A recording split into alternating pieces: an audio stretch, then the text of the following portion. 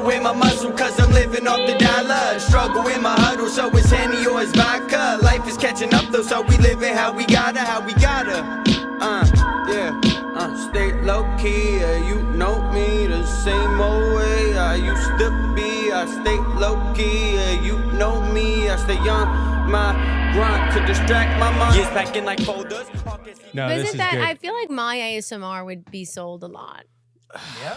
For a lot of to- Why money. do you think that? It would be sold to Hamas to torture Huskies. And to nice gentlemen in Dubai. They're not real. Okay, so before we even get started, Daniela is banned from this podcast because she declined to be on it. Listen, It's gonna be my second guest ever, and you declined. I should have been your first. That's why. No, that's not what. Booyah. It's a good idea. Why did I do this? This is already like she declined to be on the podcast, and then every week I see her and she does 3 hours like she's Joe Rogan. Because this is like Jack Harlow lore, like pretty girl on your podcast. They're trying to be on it. Like this is the whole thing. They're trying to. This but is the This lore. is but so I'm funny. telling them Liam no. does get a personal podcast. I think it's more than once a week. You've been getting mini episodes for a while now. It's every week, and I don't get a word in. So it's not even like I'm on the podcast. It's like I'm listening to hers. No, already. yeah, it's just a pod. You get my podcast like a pre-sale type of thing. yeah, that Pre-sale. I He don't didn't ask for. lie. It's well, just it's good. it's not because consensual. We brainstorm a lot. She texted me yesterday and she's like, "Hey, are you free to do the show tomorrow?" And I was like, "Yeah, for sure." She's like, "Cool." And I have stuff to tell you about so and I was like, "Oh, I'm actually booked tomorrow. I forgot. I'm doing an open mic at Madison Square Garden." Yeah. You're a part of the story. I don't know how I became a part of your dating story. You're one of the main characters in it. I did the same thing to Sean recently, and I was like saying, the whole story and this, that.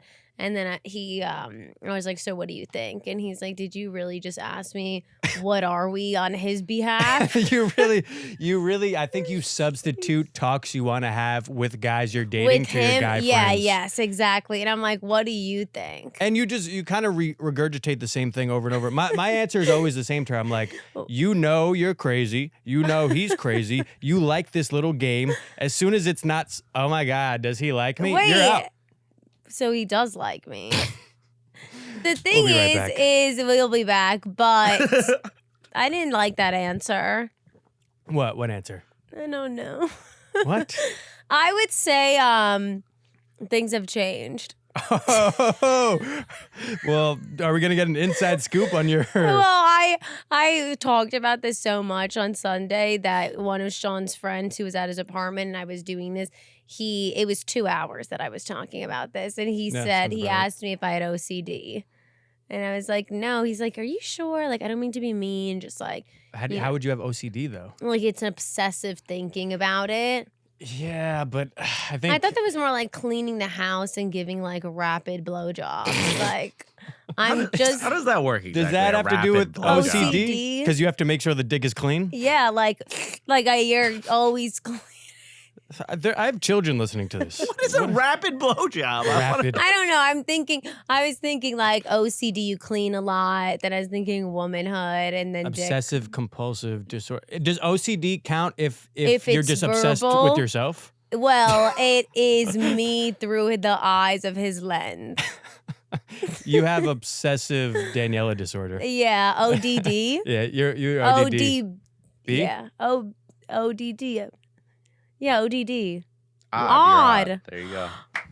Wow. We did it. This has We been did it, spelling with folks. Daniela. I can go now. Wait, I so are messed you? up another word. What was the word? Yeah, earlier? there were a few. I There have were- to tell you. there She were- gave her final regards at the end of the pod. Final What? regards. She didn't even catch that one. I didn't. Final Final, regards. final remark is the Final regards. That's sad. I Final literally yeah. waved a white flag in my coffin. Yeah, it sounds like I you have did a a eulogy. phonics issue. That's not even phonics though. That's just words. Yep. What went on before I got here? Oh, do you want to tell them what your Should first story I? Okay, was? all right, I don't fine. know if we should give it away. Well, who knows? No one's listening to this. Okay, well, our crossover could be big. You don't know. I shared the story of how I broke my vagina. You're like the female Dennis Rodman. You know Dennis Rodman broke his dick 3 times? 3? What? Yeah. You broke your vagina? Yeah. Not from It's sex. not how you think, yeah. Yeah. No? It's an interesting story. It's a good story. It's a good All right, I story. guess It's pretty graphic. I guess I'll tune in. Chris Is it rapid? was oohing and awing. It Was I good. oohing and awing? I wish you were more verbal in the beginning. Well, you also said you didn't want to see me. I We had a did. lot of production things going Yep, on this- here. She didn't want to see me, and she did very much want to see herself. I- so I had to Bob, turn that off because the monitor is above the computer. I here. wanted- If there was a DraftKings like parlay on Yeah. what Daniela's what your Yeah. experience would be with Danielle on her first episode, I would have cleaned house. I could have guessed all of this. You and me both. Yeah, and you would. You would. He immediately. Well, I didn't want to make eye contact because then I would only look at you. As opposed to the other people in the room. And because this other girl, I liked her. I was like vaginas, and then I'd look over for a reference because she's like me too. What? Wait, so you had a guest? There was another- He is an Shout out to assistant. Jackie. Jackie. How many women you got running around here? Yeah. Listen, wait a minute. sorry that I'm an ally.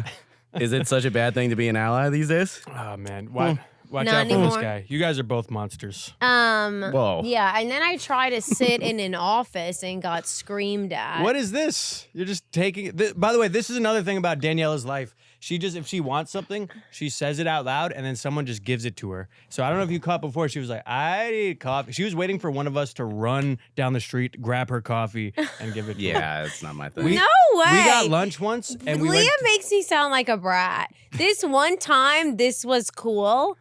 This hasn't This is- happened again. We went for lunch. We went to this Mexican place, and there's like maybe like 3 tables, really small place. And she just goes, "I want to sit outside." And I'm like, "There's no chairs outside. There's no tables." And the guy goes, "You want to sit outside?" And he picks up a table, brings it out. The table's slams through the window. double his size. He's Yeah. like 3'5".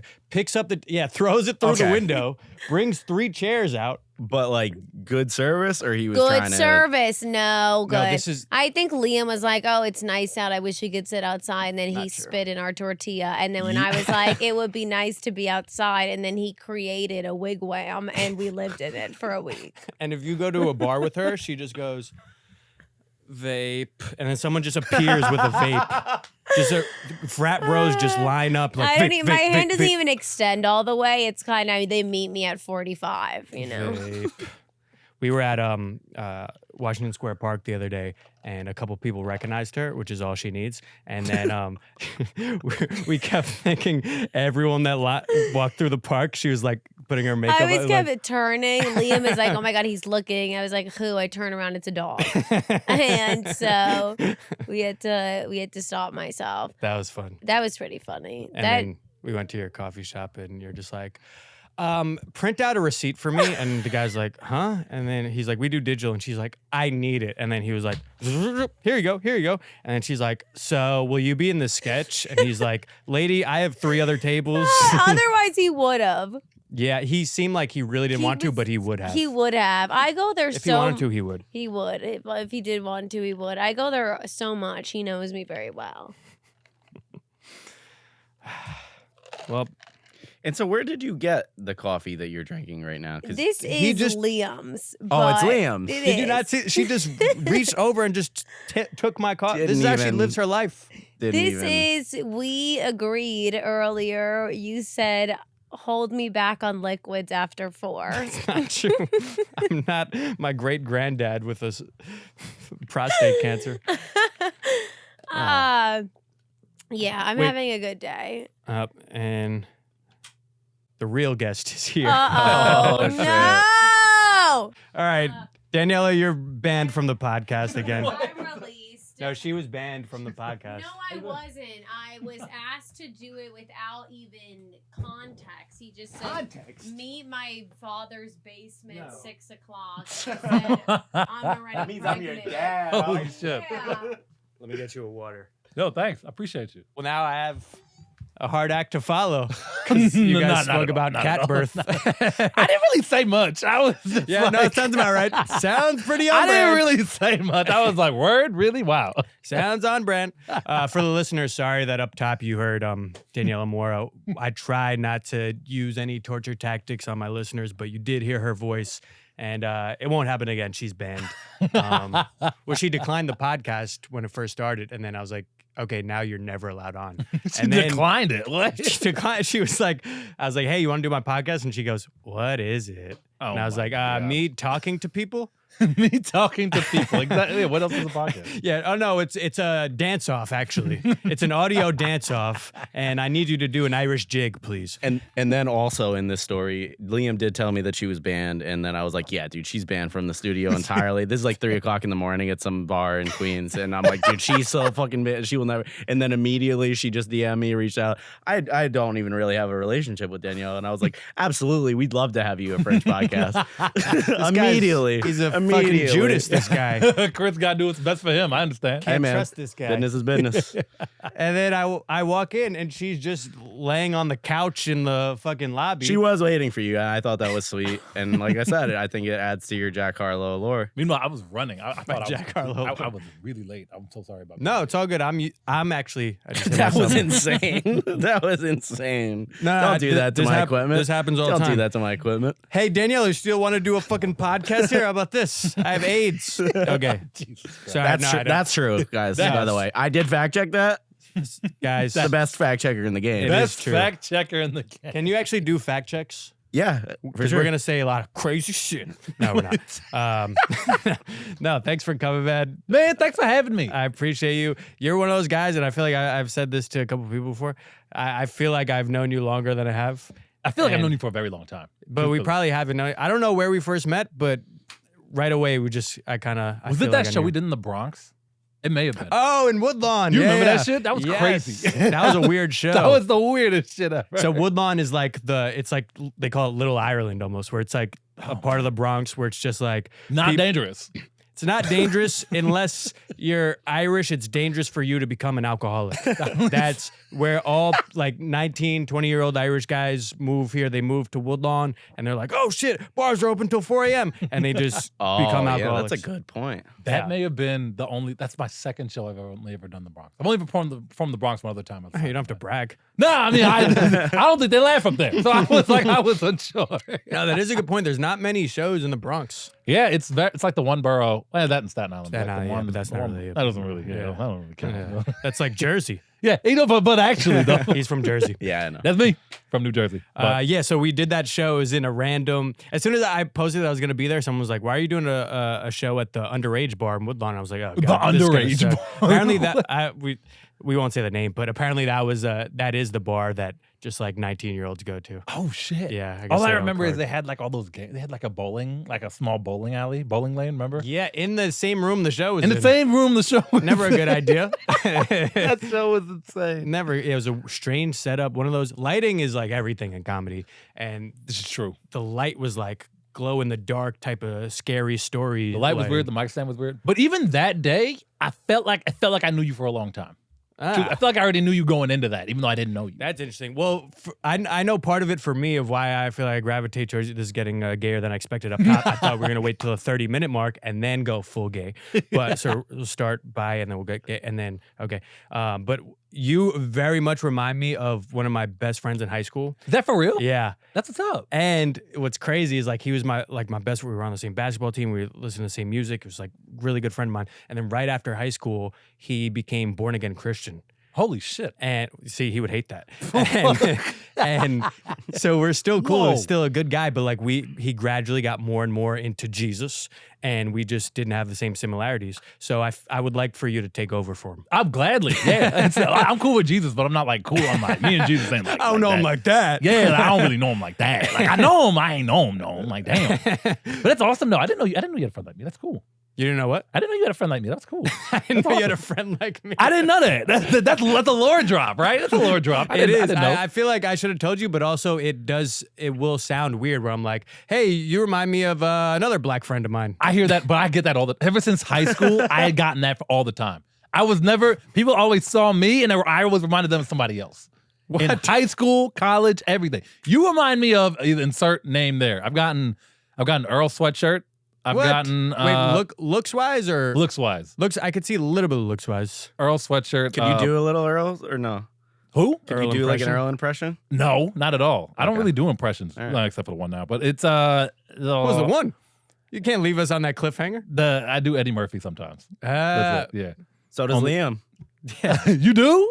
That'd be crazy if you did. I do a little bit of it. I didn't even know impressions was something I don't consider myself an impressionist. I don't. It's okay. But people are like, I'll hear, my girlfriend tells me a lot. She's like, you sound like this guy. You should do the voice. And I'm like, I don't know. And then I'll do it and it goes good. But What the hell? it's weird. That was the most subtle brag of all. And then No, because I don't think I'm like, you see here like Godfrey's amazing. Jay Farrell, I'm not that. Yeah, I get what you mean. Not to toot my own horn, but I do feel like you either have to be like the best impressionist or like it doesn't really matter. You can't as really be in much. the middle. Yeah. Because it's always like, you're doing it, but you don't sound like, That's why when I do impressions, I like to do impressions of impressions. Oh, that's good. I like that. So can you do like Eddie Murphy doing Earl Sweatshirt? Or like Eddie I don't even know what Earl Murphy. Sweatshirt says. I just Okay. get compared to him a lot. He's just always like, sweatshirt. I love my sweatshirt. I love my sweatshirt. Sometimes it's I ain't cold, but saying it's that. not that cold. So I wear my sweatshirt.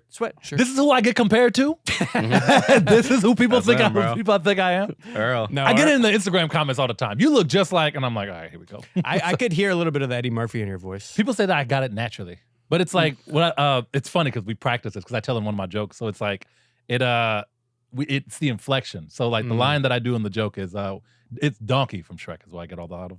Specifically Donkey. Not really Eddie, but Eddie when he plays Donkey. Because like if someone says you remind them of Eddie Murphy, that's an enormous compliment. But if someone says Donkey from Shrek, it's like, okay. you sound like that ass he played in that one movie. It's essentially what I get told. It's crazy. That cartoon animal. The line I do on stage is the can I stay with you, please? That's really good. Yeah. So everybody's like, oh, that's him. So That's really good. It does well on stage. Imagine you were like, yeah, I do Eddie Murphy, and then you just do like the fucking Coming to America African accent. Like, no, but that's what you. but that's what it is. What music do you listen to? What music do I listen to? I'm gonna see if you really fit the role of my high school best friend. I like so there's a traditional hip hop, of course, because like Kendrick Lamar's crazy. But Oh my god, this is crazy. But I low-key love jazz. I've always loved jazz. You seem like a jazz type. I've always on the low, I love jazz music. It's my shit. On the low? On the low. You I don't don't really tell brag people about about it. I don't really brag about it. Brag about Jazz music's my shit. That's Really? That is like, yo, rainy day, get jazz going. Get like some tea. Oh no! Shut the game down. Oh no! You're such an 80-year-old granddad. I love it. Give me an example. What kind of jazz? Like, What or kind give of- me John artist. Coltrane. Mm. Oh my goodness, he's got he does a song called "Favorite Things." He does Equinox. Mm. God damn. Then there's I feel like he's gonna start two-stepping. it's insane. I You know I nothing love- about this youngin. I love right. I love John Coltrane. He's the best. But like if not him, then I'll probably do like traditional, like Kendrick Lamar, Okay. old Kanye. And for some Kendrick old- was like the artist that me and my friend like really bonded over. Kendrick's my guy. This is very therapeutic Yo, for me. this is what I'm talking about. Do you mind if I call DNA. you Marcus? Like you cannot call you Marcus. Was he light skinned like me too? Yeah, that's the thing. It's like it's not even the look that reminds me of him, but you do also kind of look like he was Really? like light skin, freckles. Really, light skinned freckles is rare. Yeah. I've noticed that. Are you biracial? Or are you full? Yeah, it's weird. I'm actually like 75% black, 25% other. My sister recently did a 20 because my mom didn't know. She didn't know her dad, and her dad. Here's how it goes. Her dad, I think, was white. No, her dad was white, but he died before she died. He died when she was a kid. Mm. So, but my mom has 32 stepbrothers and sisters because this guy was all over Wow. the place just doing his thing. So Wow. a lot of them are in Europe, actually. My sister recently did a 23andMe, and it came out like 75% black, like 10% Irish, and then like 9%. Then it kind of, The 23andMe was like, you have 23 stepsisters. It was insane. My mom told me that. My mom told That's me crazy. because my mom passed away years ago. But she was like, "Look," if you ever go to Europe, you got so much family, it's nuts. I'm like, "Who are they?" And I never found out. So, Are you interested in finding them? not at all. Really? No, not really. I don't respect really that. care. I respect it I don't too. really care. You know, But- some people like on like a journey to find their heritage. I'm not- why? I ain't that guy. I ain't that guy. Why? That good. would be kind of cool though. Would it? I You don't know. have no desire at all. I ain't want to shit on my family at all. Nah, I'm, I feel you. I'm very, very unimpressed by the ones I do know. No, I feel you, bro. I mean, I recently just found about 2 half sisters. Really? Yeah, Oh so shit, that's I've- cool. Yeah, it is cool. Is it weird to meet family at such a late point in your life? Yes, it 'Cause is it's like weird. that bond isn't there, or is it? I don't know. I mean, they're hopefully they're not listening to this. I don't know. I mean, it is a weird thing because I'm very close with my full siblings. I don't know if that's fucked up to say. My real siblings. That's honest though. That's honest. Yeah. So Yeah. we're so close and we've been through so much together. So it's like, it's weird to just meet a stranger and expect that same type of bond. Mhm. So obviously it's not going to happen right away. I'm just like, I don't even know you like that. You know what I mean? I think it's pretty cool though. But I've never really. I'm very much a whatever person. It's like if I meet them, cool. But if I don't meet them, that's cool too. I'm pretty much the same. Yeah, so Like, it's like- my other sisters, they were like, okay, so we got to meet them and this and oh my God. And people were like, how do you feel about this? And I'm just like, My family's also really weird though, because my mom has a lot of on my mom's side. There's a lot of people I don't necessarily fuck with, and I don't care if they hear this or not. They don't really pay attention to what I do. So it's like I don't really fuck with them like that. So it's like yeah. I fuck get with who that. fucks with me. So it's like I believe in chosen family. That's what I believe in. You Hell know? yeah. If you're cool with me, I'm cool with you. That's how it Yeah. goes. But it's never that cool. It's never that easy. I agree. I have parts of my family where I'm just like realizing now as an adult, I was like, oh, you're not the best of people. You think they're your heroes when you're a kid, but then you Yeah. grow up and you're like, oh, this guy's not that. Yeah. I have an uncle, not a step uncle. I have a regular uncle who I've never met because he's had beef with my dad since 1992. Wow. And I was born in 94. And that beef is still strong to this day. He lives in Canarsie. That's all I know. Let's That's go it. get him. But I've never met him in my life. Can you talk about the beef? Uh, I want to hear about the beef bad. I know that's the question okay. you're not supposed to ask. Yeah, I what don't the know hell, the. man? I mean, I don't. Fuck it. Who cares? There was a fight, like a fist fight, and he got bloody. My dad brought him to the hospital. And then afterwards, he tried to get my dad fired from his job. Whoa. It was crazy. Then my dad was like, "I don't fuck with you no more," and then that was it. Don't go to Canarsie, man. That's right. I've been there once by accident. I I got so mad at Google Maps. That's loyalty. I got That's so a good mad at Google sign, bro. Maps. That's terrible. Google Maps was like, this Belt Parkway shit ain't really working out the way you wanted it to. I have another idea. And then it brought me through East New York, Canarsie. I was like, in Brownsville. I'm like, we're just going on a hood tour right now. This is the worst I tour said, ever. I will never do this. What the again. hell? Canarsie, East New York, and Back to Brownsville. back to back, like a movie trilogy. I Oh said, and it my got God. worse the longer we got. Like all trilogies, it got worse. Yeah, By the time we got to Brownsville, I'm like, I didn't think we we didn't need a third one. I got the idea from the first one. Holy shit! Oh That's man, crazy. I'm a I mean, bitch. part of me is like, when I hear stuff like that, I'm like, but come on, the next generation, you should put it aside for the next generation. So you should meet your nephew. But that has went on in my family too, where I have the same exact thing, and it's just a stubborn thing. But I also, now as I get older, I kind of get it. Hey, no, honestly, it sucks. If I'm being honest with you guys. Wait, I'm Alex Quow, by the way.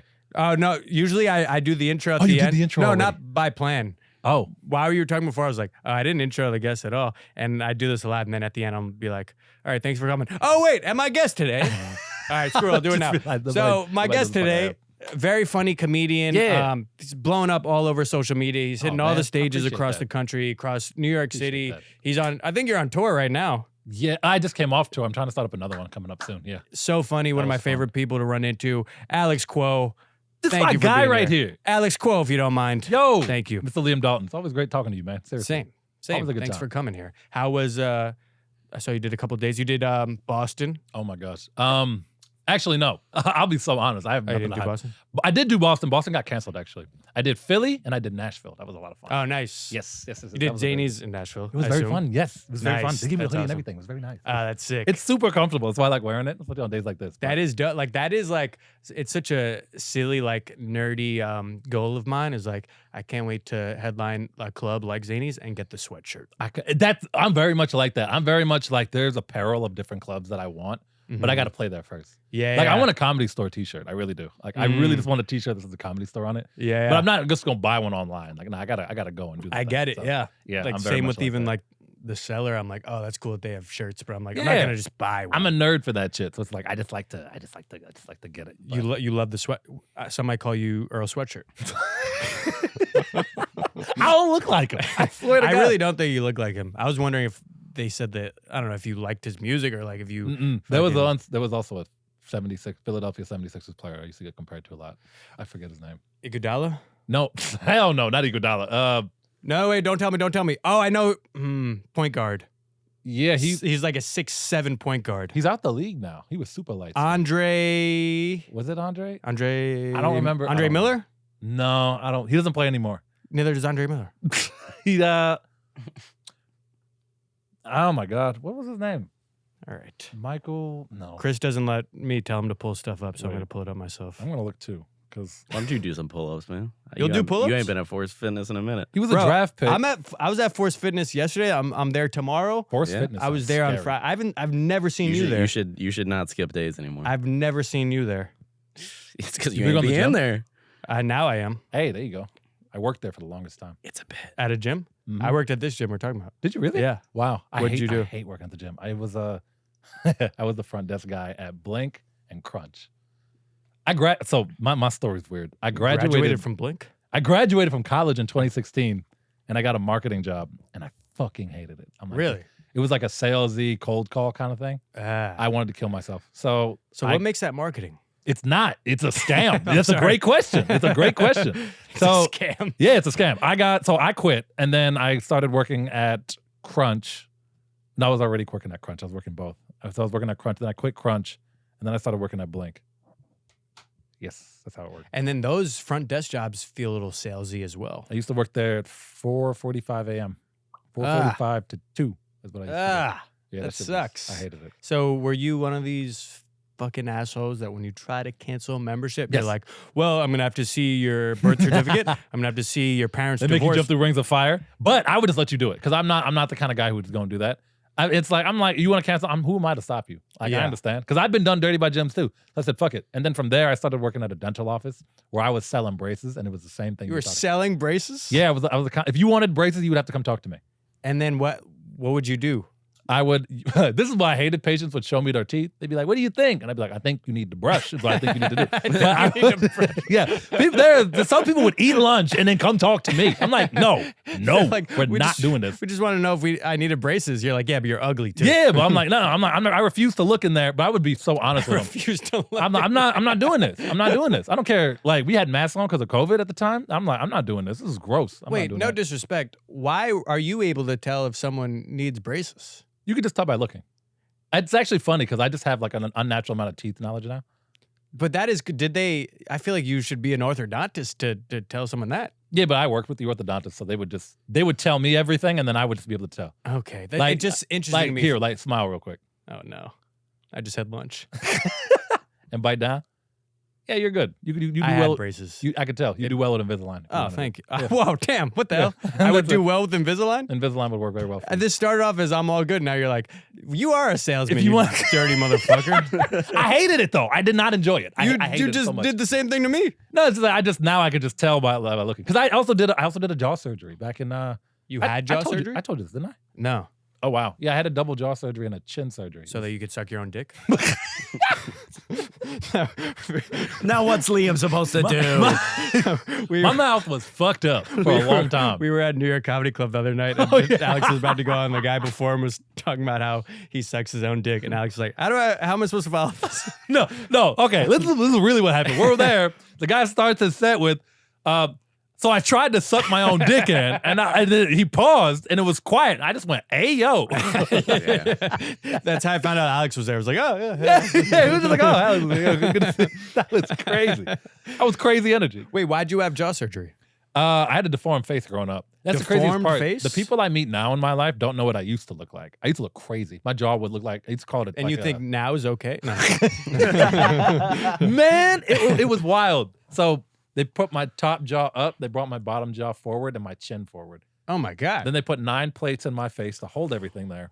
But Whoa. they had to get rid of one of them because it got infected. So the dude literally took a screwdriver and into it. Whoa. With me being awake. That's the part. I didn't like that last part. I was awake for the screwdriver, but everything else I was asleep for. Oh That's my nuts. god. Yeah, you really don't know. You don't really get to know somebody when they Whoa. got power tools to the face. But and it was the best thing I ever did in my life. It sounds like it. How long did you live like this? I'm 30 now. I was 26 when I got That's it. too late. 27. No, I was 27 when I got That's it. When way you too say you had late. a deformed face, I can show you pictures after, but it was like I had a crazy overbite. Like I couldn't close my mouth all the way. I wasn't eating properly either. I wasn't breathing and braces properly. wouldn't help. Braces did help, but it's crazy how the conversation went, if I'm being honest with you, because I got the job at the dental office, and the doctor was like, "We'll give you the job, but you got to get braces tomorrow." So they gave it to me for free because that's how bad my teeth were. I didn't have braces growing up, so they gave me braces. Hold on. They were like, "You can work here, but we can't have that fucking face at this." Yes. What the hell? They said, first, we're going to take out 6 of your teeth. So they took out all 4 wisdom teeth, then they took out 2 teeth on the bottom. The doctor was like, think of your mouth like a parking lot. There's too many No, cars, thank you. so we have to tow them. I'm like, but what if they're parked legally? But he was like, no, we gotta get rid of them. So they took 6 out. Then they gave me braces, and I couldn't get Invisalign. I had to get the metal. If I had met you 2 years earlier, you didn't know me with braces on. There's a lot of comics out here who still remember when I performed with braces. It's nuts. And yes, I had the metal braces on. And then at the end of it, the doctor was like, all right, well, your teeth are straight, but your jaw's still messed up. So we could always just move things around. And then that's when he was like, you should really consider doing jaw surgery. Whoa. And I was like, what? And then they told me how involved it was and all this stuff. This is 2 years ago. And it really, like, is a huge difference on your changed face. my life. Wow. Yeah. I can't feel my chin, but it's because they sever the nerves. I can't believe I'm talking about this on the podcast, but they sever the nerves. So I can't feel my chin. But other than that, I can't. It's What like do you mean here. you can't, like, if you're touching it right now, you can't feel I that? can feel it, but like something's missing. You know what it's like? It's like if you're watching TV and a pixel's missing. You still see what's going on, but like there's that one little dead spot. Interesting. Yeah, I it's mean, like what do you have to feel on your chin? Yeah, that's what I'm saying. You also These nuts on your chin? Sorry. You know who else did it too? I don't know if you know Johnny McDonald, but Yeah, I know him. he got the same surgery I did after I got it. At the same place? No, we went 2 different places, but he was thinking of getting it, but he saw me do it, then he got it too. Wow. So yeah, it's nuts. Oh, It changes your God. life, and it's the best thing that's ever happened to me. That is insane. But I only did it because I was like, you know what? I look crazy, and I knew I looked crazy. So I just said, fuck it. I said, I didn't research anything. I just went in blind, and I woke up fucked up. Oh my, It's just my face. I literally said that. I said, I'll roll the dice. What? Why did you There say was a that? lot of backstory going into it. One doctor didn't clear me for it, but then another doctor did clear me for it. And then this doctor said, if you do it, you'll never wake up from the anesthesia. What I the- said, bet. And then I did it Someone anyway. told you will die, and you were like, just who Yeah. cares? I'm like, if this is how it ends, then all right. I was like, that's cool. This is insane. One doctor told me I'd die. The other doctor told me you'll be fine. 50-50 chance. And I know what I always say, if I never woke up and this is all just an anesthesia dream, this is the best anesthesia dream ever. I'm having a good time. Hell yeah. That's If- it. I'm not gonna lie, if you didn't wake up and this is an anesthesia dream and you're on my podcast, that's worse than dying, I think. I don't It's a pretty lateral move. So Imagine you're like, and I went to see a third doctor and he was like, I don't know, there's this scrawny redhead who's gonna interview you if you do this, so I don't know if you want to. I'd be like, oh, you know what? Maybe I don't need to say Wait, so your whole like childhood, were you like, I hate the way my face looks? I never knew my face was fucked up until I got this job and people were telling me. Oh, you didn't go to every New day. York City public school? No. You know what's crazy? I was told my face was fucked up. If I could sum up my childhood in a sentence, it's I didn't know. Literally. Like everything. Like where we grew up was a bad neighborhood, I didn't know. Where we there's a lot of things I don't know. By the way, I love that bit of yours of how you found out you were poor. That is so true. That's a great bit. It's such a true thing. I'm not going to tell you to tell it because that sucks. It's jukebox shit. I'm not going to butcher it, but he has this great stand-up bit where he's talking about how he went on a school trip and they were like, yeah, we got to, we're going to mission trip. Yeah, a mission trip to go help those in need. And then they just took him back to his neighborhood. Literally. He was like, did I just sign a permission slip to go home? Yeah, and I'm like, I left there. I went to school. They talked us up like, okay, guys, it's going to be bad. Get ready. And we went right back home. I was like, hey, yo. And that's 100% true? Yeah. Crazy. High school. I'll never forget. I was like, and the teacher was hyping it up like, we've done a lot. And I used to do mission trip. They're like, we've done a lot of places, but this one. She was like, oh. She was like, They start knocking on your door. yo, like, look, the bus parked right next to my dad. Oh my God. I'm like, if you're not careful, you're going to hit his car. That's crazy. It's such a true story. And I Did you remember, tell them that was your neighborhood? I didn't say anything. I was too nervous. I was like, the reality is, in the joke, I said something to the teacher, but I'm like, but in actuality, I was so shook. I didn't say anything to anybody. So we just went there, we did it, and then we just went back to school. And then my mom picked me up. I'm like, you could have just left me, but whatever. So she got me and brought me back. And I just kept crazy. moving. I remember I brought it up in college once, and the teacher freaked out. She was like, are you okay? Did you go to therapy for that? I'm like, nah, I'm good. Not gonna lie, it does sound traumatic. It's also hilarious. It was more funny. I like than the anything. idea of your like convincing them. No, this is an up and coming neighborhood. Yeah, I I mean, was there's a like- Starbucks coming there. You think this is bad? You should see Brownsville. But you know what's wild? It's like going back to the same town is one thing, but when I tell you, and people who are only listening aren't gonna know, but if I lived here, the bus stopped here. Like That is crazy. We dished out food at the end of my block. It was insane. Did anyone recognize you that you were giving them food to? No, in the joke I say yes, but in actuality, no. The only person I told was my best friend from high school. We're still cool to this day. But I told him, I was like, bro, I said, I think this is me, and he was like, oh, and that was it. And I just kind of locked in. Just did the thing. Wild. Yeah, I remember we literally went everywhere. We went to Pace University one time. I remember that. We went literally all over. But it was after the one in my town. I said, all right, I'm done. I was like, I don't want mission to. trips. I was done. Yeah, I tapped out after that one. Yeah, I feel you. That'll do it. That one should, but that was the thing. It was just, I genuinely just didn't know. I was like, this is insane. I had no idea. That is also they have your address on the school. That was my thing. records. Tell me. No one said where we were going. Nobody said That's anything. weird. I was That like, almost feels like a setup. that's what I'm saying. I'm like, you guys could have told me. Like, you just let me know that you're on your way. Was it like a lot of kids in your class came from completely different backgrounds, or was it? I went to the white school. I was very wealthy white school. Private school. So that's got to be. That's why I extra really didn't weird. want to say anything because it was like, it's damn. nuts. They used to joke about this one really bad street in it's called Chancellor Ave in Newark, New Jersey. And the way they used to talk about it make it seem like it was the scariest thing in the world. Come to find out, I got my hair cut on that street. Like, I go to the barbershop over there. I was like, oh, I'm like, you mean Howard? Like, yo, he's great. You're like, yeah, it is scary. Those fades are mean. I keep saying it, but I genuinely had no idea. But I think crazy. that is a testament to how you're brought up. Because That's all it that is. would you probably had a happy childhood. It maybe was all right. Yeah. maybe I'm No, projecting I'm- happiness onto you. I don't think there wasn't really anything bad. My point is like if you knew that sounds more miserable. You know what I mean? I think that's why they didn't tell us. I was just like, this is just what it was. We moved that's- out. yeah. We moved out eventually, but it was just like my early years of life were there. So it's like, Yeah, so like if you keep being told like, by the way, we live in the hood. By yeah, the way, nobody we're wants to doing- hear like, by the way, we suck. Like, no, Yeah. you don't want to hear that. It's like, so it's just like, it's so weird. I remember the first time I remember when I started doing comedy, I was still putting that joke together, and I was telling people. There was one time I was doing this black show, I'll never forget, and it's Grove Street is what it's called. And I told this crowd in Jersey, I'm like, yeah, I'm from Grove Street. They didn't even laugh. Everybody was like, oh my God. They were all like, oh. I was like, guys, I didn't get to the joke yet. They were like, holy shit. They were like, we just did a mission statement there. Yeah, they were taken aback. They were like, holy crap. But I am not like streets, like, yeah, I'm not that. I'm not. Mhm. I was You very s- sheltered. I was very much inside. You seem kind of like the anime kid in the hood. Oh, yeah. Because I wasn't allowed outside. So we were just in the apartment all day, just playing like N64, GameCube. That's all we did. We just played video games. That was it. I mean, like in the joke, you say no one wants to admit doing bad, but also I think part of it is like it's not good for the kids for them to have that. In their Have that mind. mental where it's like your classmates are. I didn't realize how wealthy these kids were.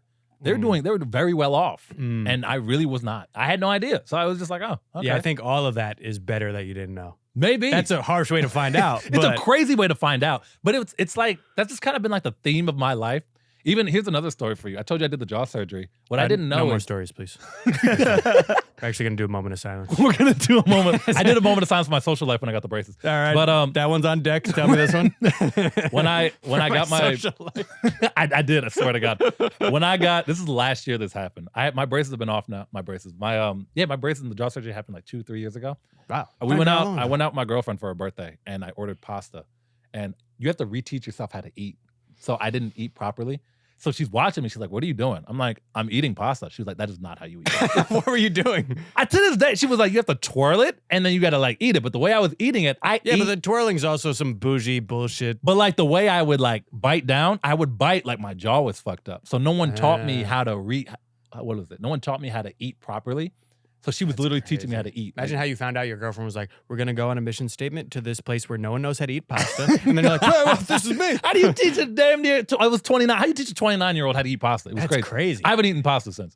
I mean, it's too much work. That was more traumatic than the school trip. Honestly, it tasted great. I was like, yeah, I'm like, that one shook me. I was like, this is how you eat pasta? I had no idea. So Well, I also I didn't have jaw surgery. I'm just a retard. But like I also No, just learned about the fucking twirling. I was never gonna do that. Fuck that. yeah, me neither. I The haven't done twirl. Oh, you have to twirl it on the spoon. twist it, No, and we're you just beat it, eating and food. Shut up. I don't even do it all that. Yeah. If someone's like, technically, you're supposed to have the knife in your right hand, I'm going to stab you with this knife. I'm from Grove Street, motherfucker. I don't think I've ever said that in my life. I'm from Grove Street. I'm from Grove Street. Nah, I say it a lot, actually, and I'm from I Queens. say it a lot, actually.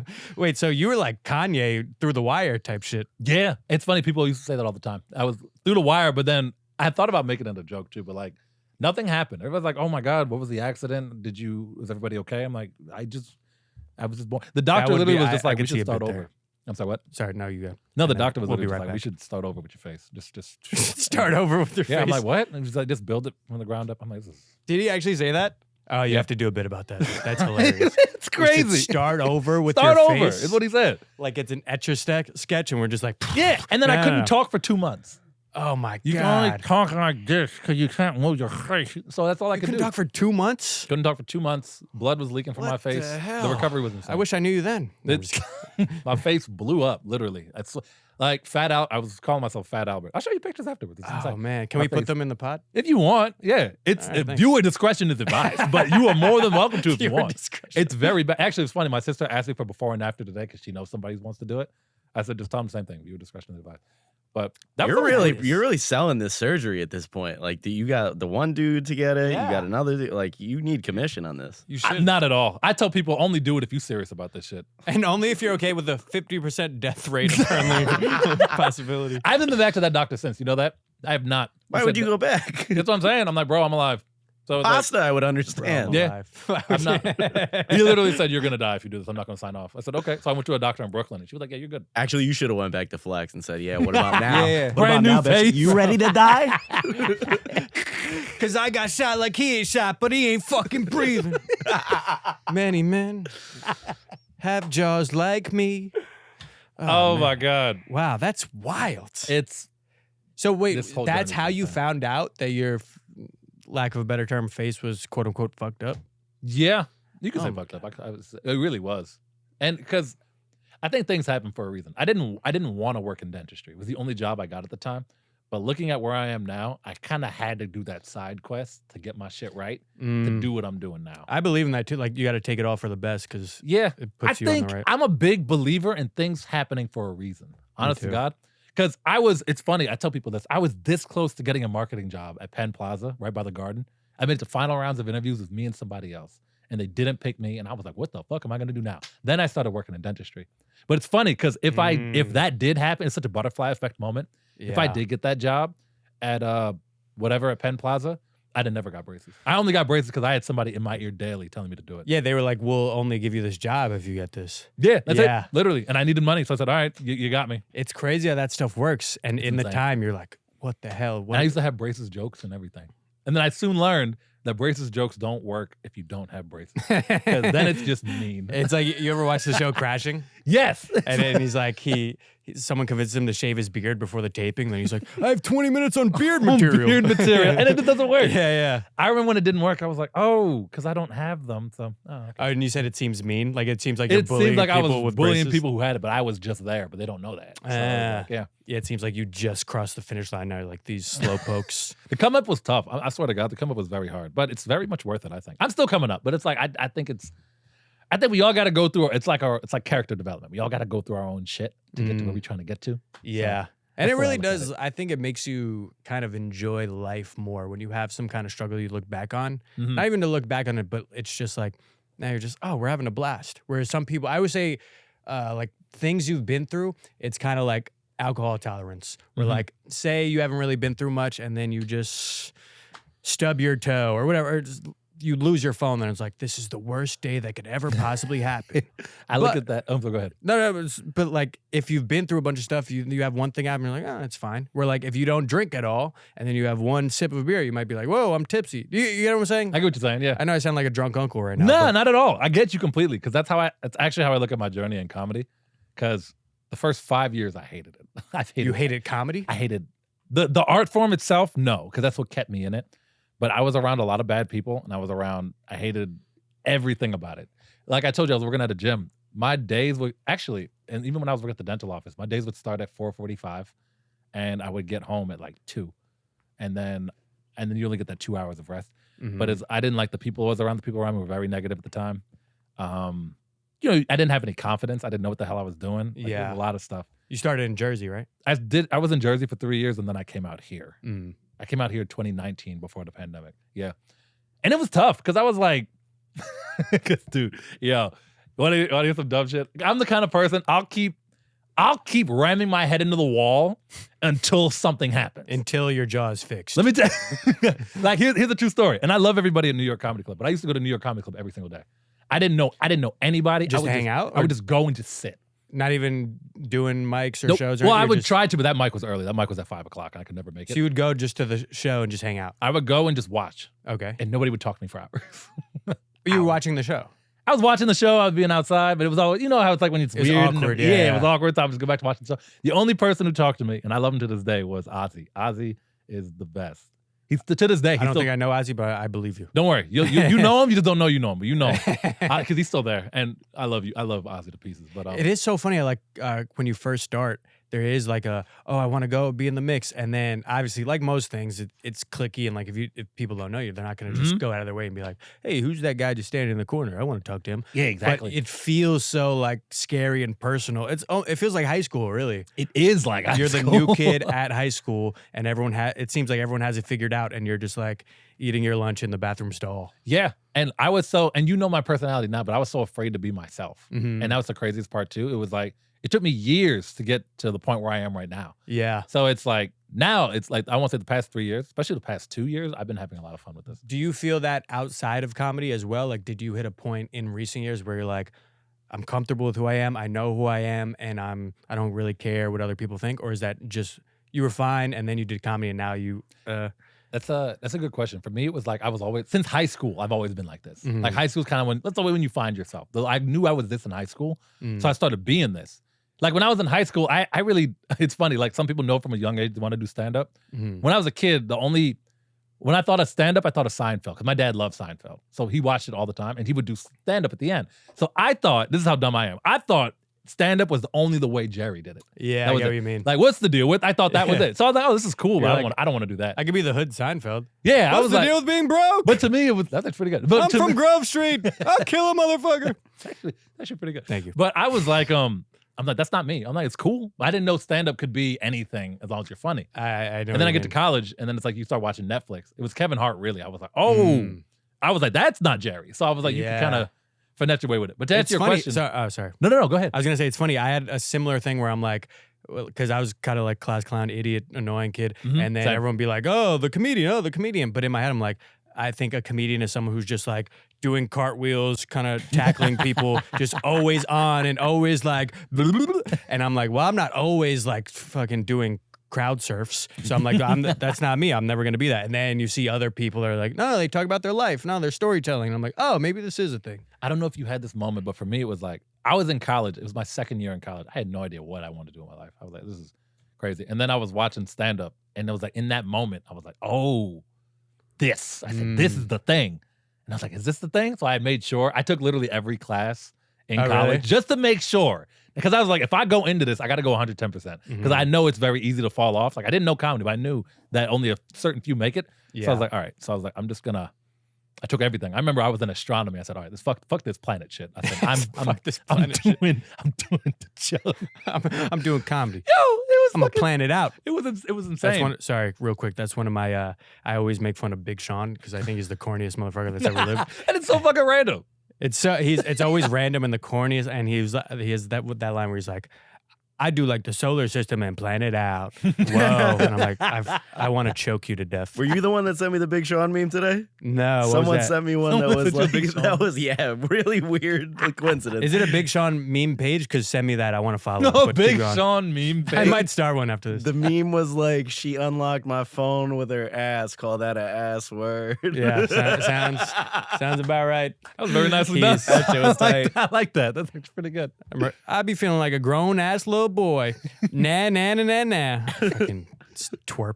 Big Sean. He always he raps like someone that's like like a little kid trying to convince someone. No. I'm a grown up. I'm a grown up. I'm a grown up. Oh God. Okay. So did you have that moment where you were like, okay, I'm comfortable with myself outside of stand up? Oh, like did stand up kind of do that? No, it was a reverse actually. I was always this outside of stand up, but I was like, if I could just, I was so worried about stepping on other people's toes. I didn't want to. Yeah. I get You know, it. it's crazy. As much I have a very big personality, but at the same time, I don't ever want my personality to make you feel bad. Yeah. You know what I mean? I'm very. You know, it's crazy. It's like it sounds weird saying it out loud, but it's like I don't need the spotlight always because like comedians, you know what we're like. Everybody's kind of a narcissist a little bit, Mhm. but it's like I don't need it always. And I didn't when I first showed up. I didn't know anybody, so I was like, I don't want to be too much too soon. Yeah, I know exactly what you mean. And my thought process through that was like, oh, well, everyone can think of whatever joke I'm going to make and anyone can be the spotlight right now. So if I do it, they're just going to be like, oh, this kid's annoying. And then a couple years in, not to do my own because I'm still an idiot, but I'm just like, oh, not everyone has the same thoughts. And not everyone is like. That right there. That was the game changer for me. I thought when I started doing stand-up, I remember thinking this day one, I thought everybody was like me. I thought everybody was like me. I didn't think I was anything special. Yeah. And then that's quite the inverse. When you realize there's only one of you and your unique lens, your unique perspective, that's how you get ahead. That's when it changed. I was like, oh, but to be honest, it was actually if there was like a moment where things flipped for me in stand-up, at least mentally, a week before my jaw surgery, I did New York Comedy Club's comedy competition. And I remember I was like, all I got to do, it's like you get through round one, you get in at the club, right? I was like, all I got to do is get through round one. It was easy. And to this day, I have no problem saying it. I followed Jamie Wolf, and he did so well. He was amazing. And Jamie Wolf he's amazing. This is like 3 years ago. He did so well. Really killer. And not only did I bomb out the competition, but then I had my face reconstructed the next week. So you suck. Your last performance is you bombing, and then you can't talk for the next 2 months. So I remember It's like a fucked up Impractical Joker. you're in your thoughts. That's it. You can't talk. And I didn't really know anybody like that. Like all my friends now, I didn't really have them at the time. Yeah. So I was legitimately by myself. And I remember just staring at the ceiling every day in pain, just being like, if I come back from this, I said, if I come back from this, I'm not holding back anymore. Because I'm real just quick, gonna be just me. for any non-comic listeners, it's if you bomb, the only way to really shake that off is to do another set. Get back up. Yeah. Exactly. And do well, and then you forget about the bomb. Exactly. You went straight bomb, no talking for 2 months. I bombed on Thursday. I had my jaw fucked up like on Friday, Saturday. It was Crazy. just like that. So that bomb is going to stick with you for the next 2 months. 2 months. Until you get up again. And I couldn't even talk. So it was just. So you were like, all right, if I could get back from this. I said, God, give me one more chance. I was like, if I come back from this, I'm just gonna be me. I said, fuck it. I said, fuck what comes with it. I'm gonna just be myself. And that's when I saw a change. Honest to God, it was like, I remember the first time I was booked, it was to do 20 minutes in Atlantic City. And at the time, I didn't even know if I had 20 minutes. I was just like, I couldn't even talk for 2 minutes. And I said, yes, I'll take it. And I remember showing the text to my dad, and I texted because I couldn't talk. I said, I'll talk. I can speak for 20. I'm going to do it. So how deep into your recovery is this gig? It was a month out. So I got asked to do it. This is January 5th.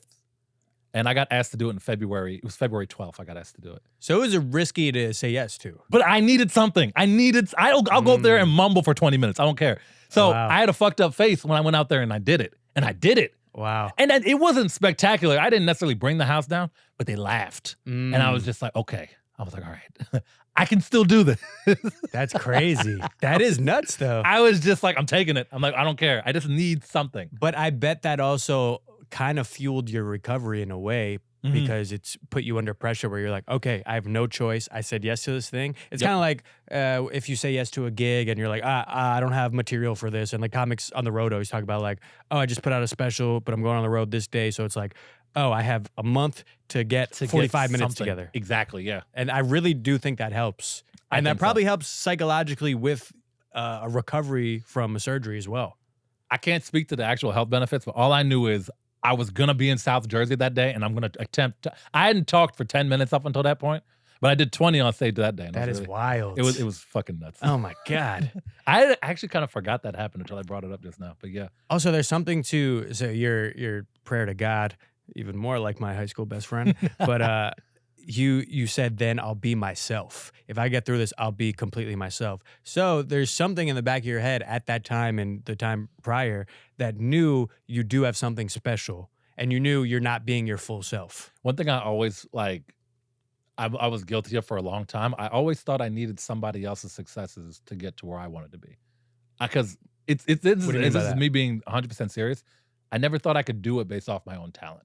Genuinely, in the first couple of years. Because I was like, comedy is crazy. It's so competitive. Everybody's out here doing it. There's no way I can do it. So not that I was here I wasn't like clout chasing, but it was definitely like, I would definitely look to be more so with people who I thought, who were looking out for themselves and looking out for me. And I was burned by these people. And like people, for example, like someone you're like, okay, this person's has a platform or is going to make it, and maybe I could open for them. I had a lot of people, quote unquote, son me. I had a lot of people like little brother me, where it's like, hey man, once I get put on, you'll get put on too. I had a lot of people tell me that. A lot of people tell me that. It's like, and you're like, yeah, okay, once he gets this, and then you start trying to build somebody else's dream.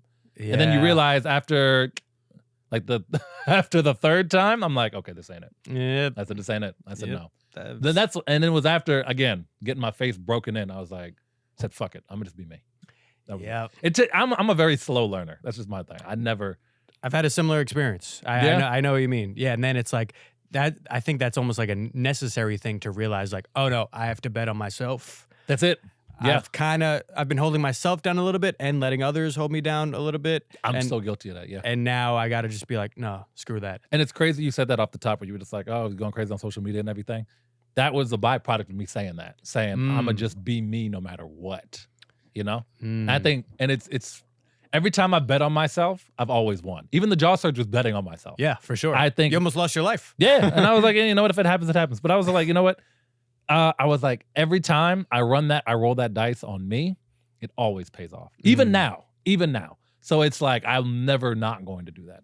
That's awesome. I think so. I think that's the case with everybody. But yeah. Probably not everybody.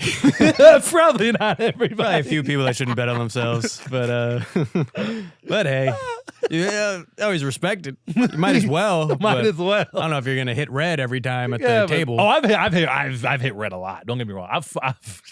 But you bet on red. I bet on. Now I lost the euphemism. I get what you mean. I've ended in the red many times. I've struggled a lot. Yeah, but like back to your point, that's kind of helped you earn your stripes as to who you are today. I think so, because think about it. If you don't go through what you go through, you're not the person you are right now. And it was fun. I was telling my girlfriend this the other day, but I'm genuinely proud of myself where I'm at right now. And I never used to say that. But I think everybody should be to a degree, because doing what we're doing is not easy. Yeah. It's not, period. It's just not easy. Bro, so many comics probably have this mindset where it's just like, oh, but I want to be there, and I think there's a healthy version of that, which I think I mostly am, because I'm not like, why am I not here? I'm just like, okay, what can I do to get there? What can I do to get That's me, always. Sorry. You. Okay, first me, then you, and then we'll get to Chris, and then we'll open it up to questions. So I just look at it as to work, whatever, and that's good, where I'm just like, I'll do that to try to get there. I'll do that to try to get there. But sometimes you do have to take a step back and be like, oh, wow, 5 years ago, I'd be like, oh, it's crazy that you're where you are right now. It's nuts, isn't it? You have to, like, even though in my head, just for motivational purposes and aspirations, I'm like, yeah, but this doesn't mean anything because I want to get to there. But where we are now is also, I mean, you're ahead of me, so I'm not trying to box you into my orgy, but what we're doing is pretty cool. I think it's pretty cool. Especially yourself. I mean, even just from when I've met you to where you are now, you've skyrocketed, and that's so cool to see. It's been, what's most insane about it? December 2023. This will be the last story I tell, I promise. But December 2023. Last what? Last story. I didn't know if you were wrapping up, but. Wow. We're not even recording. Oh, we're not even recording. It's crazy. December 2023, I was still working at the dental office. I was working there since 2020. So, right, this is 2 years ago now. I got into a meeting with my managers, and they said, we're firing you. You're done. January 1st, 2024, you're done. You have to find another job. This is December 3rd, they told me that. And I was terrified, because I was like, I've always had a job. I'm like, what am I going to do now, right? So the new year comes, and I'm like half looking for work, but I'm also like, okay, I'm going to be on unemployment for 6 months. Now's a good time to really try to figure out comedy and social media. Because I think social media is the biggest thing. You already know, right? So I'm like, so every single day, there were nights I didn't even go out. I watched everybody's social media. The people who were doing it great, the people who were neutral, the people who were doing it bad. Because I wanted to learn something from everybody. What works, why what works, and why what doesn't work. And then I just started posting. And it was not good at first. But then I had the one that kind of did the thing. And then I just been kind of building off of that since then. But, and this is what I talk about betting on myself. Because if I had went back and I had gotten another job, I'd have never done what I'm doing right now. Interesting. I think things happen for a reason. I was supposed to lose my job. My tenure in teeth, as I call it, was over. So it's Tenure in like, teeth. my tenure in teeth was done. So it's like, it's just on to the next thing. You know what I Yeah. mean? So That's very interesting. And each puzzle piece kind of lined up where it was like, okay, you don't did. get that job. Best thing that ever happened because then you got the jaw surgery. You get fired from your tenure in teeth. Best thing that ever happened because then it forced you to put stuff out there on social media. I'll That's tell you something crazy, right? And God is my witness. Last September 2020, whatever last year was, 24, I started applying for more jobs because I didn't think this was going to work out for me. I was like, I need money because unemployment ran out. And yeah, I had social media going at the time, but I was like, it's not really translating anything. So I applied to a surgeon office. The guy who did my jaw surgery, I applied to his office and they know me. They're like, oh, it's a patient. You're the one with the fucked up face. Exactly. We remember your old face. So it was like, I had the experience, I knew the doctor, and I had the qualifications. I immediately went to final rounds of interviews. And I knew I was gonna get it. And I did not want it. So I was talking to one of my best friends at the time. I was like, bro, I'm so broke. I was like, and I need this. I was like, I have to start working again. So then I remember I was driving home, I was stuck in traffic, and me talking to God again. God's my homie. I was like, God. This really is Marcus. This is crazy. I said, okay. I said, God, I'm gonna leave this up to you. If I get this job, I'm gonna work it. Because I have to. I can't be offered money and not take it. I said, I will take this job if I get an offer. But if I don't get an offer, I'm not applying for a job anymore. I'm done. I'm just gonna go all in on this. I'll figure it out. I didn't get that job. Whoa. I was shook. Whoa. I was like, I remember when that call came in, they were like, we think we're gonna go with somebody else. I was like, word? I was like, no way. I was like, thank you so much. They're like, sir, I don't know if you heard. You didn't get the job. You didn't get it. I That's was like, fantastic. It's fantastic. Yes, thank you so much. It was the best thing that ever happened to me. Oh, man. The absolute best thing that ever happened to me. That is awesome. It was unreal. And then that's when that tour ended up making, that's when that happened, and then things started falling into place. Wow. I swear to God.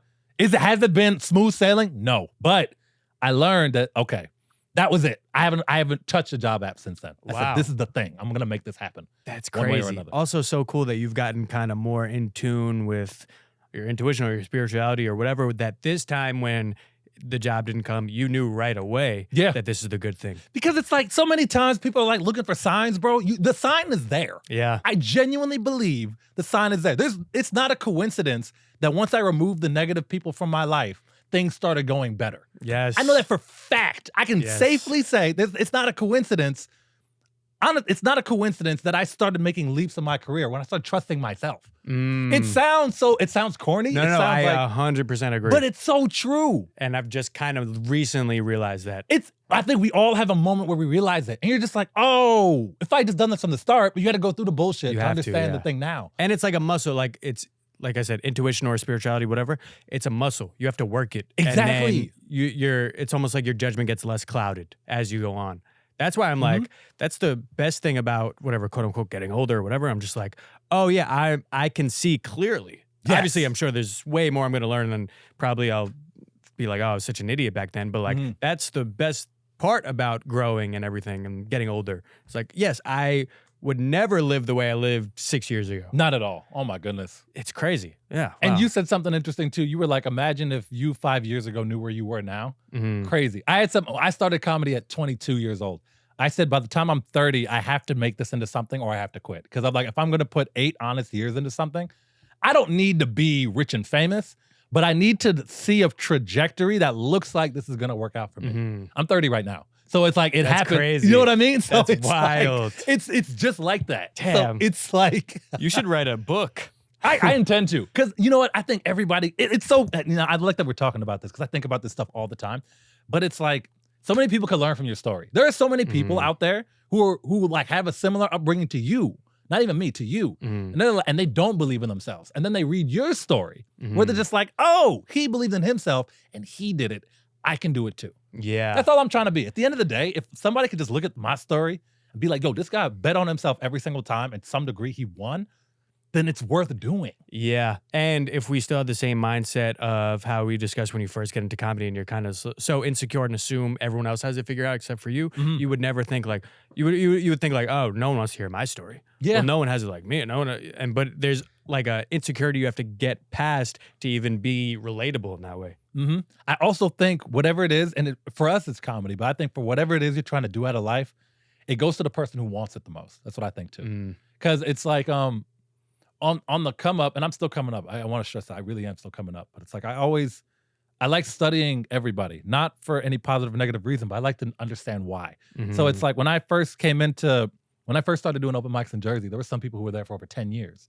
So I used to wonder to myself, why did they not progress to the next level? And I do that at every stage. It's like, why are the people who are stuck here? Is it by choice or did they not figure it out? You know? Yeah. You're going to learn a lot from the people around you. So I really utilize that as a tool. So when it came to social media, it was the same thing. A lot of the times people aren't going to come out and tell you, but their actions will say a lot. So that's just what I studied. I studied everybody. I know exactly what you mean. And it's so funny how you kind of have to part the seas. Yeah. Much like Moses, I don't know, some religious reference. Yeah, Moses did that. Enter religious reference here. Marcus, I'm making you proud. Marcus, yo, shout outs to Marcus. That's the guy right there. But because there's some people that do look at other people's success in other ways or anything they're doing, like, why is it like that? Why is it like that? And there's a productive way you could do that, which is the way you're saying, where it's just like, just research based. It's data. It's just like, okay, they got this because of that. They did this because of that. They're still here because of that. Okay, let me form my own plan of that. You can take from everything. Yes. That's what I was at some show. And it was a really weird show the other day, and I was with one of my friends, and they were like, "Oh, this is weird. Blah, blah, blah. Oh, this sucks." And I'm like, no, like you could take from that. You could be inspired by this. You could be like, okay, if I would do this differently, this is good that they did that, blah, blah, blah. Like you can take from anything at any minute. I said mimit, but I'm standing by it. I didn't even hear it. But yeah, I get you though. And it's like, I love learning. I think you can learn from everybody. One of my earliest open mic experiences, I'll never forget this. I had only been doing a comedy for like 2 months, and I was working with this guy who had been doing comedy like 2 years at the time. And we were at an open mic, and there was this girl who just started. Like, she was brand new. Daniela Mora. I'm screaming. But there was this girl who had just started, and she was so much herself on stage. She was so natural. Never mind. And I remember... That's hilarious. And I remember I went to my friend at the time. I was like, it's interesting watching her perform because, like, she's so natural. I told him, I'm learning a lot from watching her. And he got mad at me. He's like, why would you try to learn from somebody who just started doing it? Like, that's dumb. Why would you do that? Made me feel bad for trying to learn from somebody else. I would just internalize it. I'd just be like, oh, okay, I guess so. Yeah, I hate that. Yeah. I really think you could take from anything. You could learn You could learn good lessons from bad people. Yeah. Likewise, bad lessons from good people, vice versa, whatever you want to look at. Yeah. Everything you should be trying to learn from. That's so true. Yeah. Today on the train ride here, I saw a fellow with a Adidas logo tattoo on his neck, and I was like, I'm learning from that. Never doing that. Adidas on the neck? Adidas on the neck. Not even Jordan? That's crazy. Not even Nike? See, that's what I went through in my thoughts. I was like, a logo of a corporation on your neck, crazy. Then I'm like, let me take myself back. If it was Nike or Jordan, maybe I wouldn't think that way. But to be fair, not to stereotype or generalize, he was a Hispanic fella. And I do feel like if you're Hispanic, Adidas kind of is the Nike. Maybe that's his thing. All right, that's fair. So then I was like, let me retrain my brain here. Maybe that's not that crazy. All I'm saying is if I'm getting a tattoo, first of all, I don't like tattoos, but if I were to get a tattoo on my neck, it's going to be top of the shelf. It's going to be like Gucci or something. It's still going to be a logo of a big business. It's going to be like, yo, like, oh shit. Imagine I got like the Target logo on my neck. You do like a price tag. Barcode. $49.99. Barcode. Damn, clearance. What the hell? I used to get the slash through it. I don't even ask for the clearance, but the tattoo artist is like, no, trust me. Like, trust me. This is your worth. This is you. You should go to a tattoo shop that just gives you the tattoo just based on your vibe. And that's how you find out. What do you think? You just get something fucked up. Yeah, it's just like a butterfly with one wing. it's just like an X mark. It's like, no, you're no good. You've expired. No, you've expired. You don't have any tattoos, right? I hate tattoos. You hate I them? hate noodles. I hate needles. Can't do it. I thought you said hate noodles. I was like, Same. because of the I heard pasta thing noodles. again? Yeah. No, noodles is great. You got so hyped about Yo, that. because I love. How On the dare you low, say anything about noodles? yo, real talk. This is how weird I am. Real talk, noodles. I don't drink coffee. I don't drink alcohol. I don't smoke nothing. But I eat. I love food, yo. I was going to ask you about is food your vice? Food is my shit. I Yeah. love to the point where can people are see like, that. you should get like a cooking show. But I love food so much. I'm not good at making it, but I'm so good at eating. I don't it. think you should have a cooking show then. No, but I love food. What's so much. like? Are you like a foodie? Like fancy foods? Like Any food that's good. Me personally, it's like, oh man, like so You know many what? I stuff. like food that's good. I don't know, Alex. That's a hot take. That's the A thing. lot like, of listeners are going to disagree with that. this city will eat your money alive. And Yes. Sheesh. I've had so many, I've had so much good food out here. I should weigh like 400 pounds. I've told people I've told people a lot. Like, if you ever see like those fat dudes that sit at the back of black barbershops, you ever see Ice Cube's movie Barbershop? The guy who Cedric the Entertainer played, he was just a fat dude sitting at the back, not even getting a haircut. Yeah. But he would just talk shit. That was supposed to be me in another life. But you I do just have have the a same good vibes. but I just have a good metabolism, so I just don't really get fat. So I'm do just you like, work out? I do. Yes. Okay, that Still helps work out. too. Yeah, but I really am a fat dude at heart. I love food. so What do much. you eat that should be making you fat? Like, what's your diet like? See, now that's What's an the interesting Alex thing Quow too. diet? I used to eat horribly. I used to eat like burgers every day like that. I was eating terrible because no one ever told me that, healthy Yeah. habits, right? But I have a lot of family who's passed away due to poor health. My mom was one of them. So after my mom passed away, I was still eating like trash. But when I was working at the dental office, I would get like heart palpitations. I would Really? be like, yeah. They got really bad. One time I was literally clutching my chest for like 10 seconds. It was like the longest it was. Oh my God. And I said, I'm done. I'm done. No more. This would happen on a regular basis. In Grand Central. Yeah. This would Whoa, happen in all- Grand Central. Yeah, I would be at work and I would get heart palpitations after lunch. Oh my God. To this day, I don't really know what that was. It could have, whatever. It doesn't happen anymore. But I was But like, it stopped after you changed your diet around. yeah. And then also when that first doctor told me I was gonna die if I tried jaw surgery, that told me he didn't tell me this, which he should have. He threw pills at me. I'm like, I'm not taking pills. I said, I'm just gonna change my life. I'm just gonna change diet, everything. Mm-hmm. So now what's an Alex Quow diet? I do a blueberry banana smoothie every morning. It's Hell so yeah. good. I love it. Antioxidants are my shit. Yep. I love antioxidants. Speak do- on it. Grilled chicken, turkey.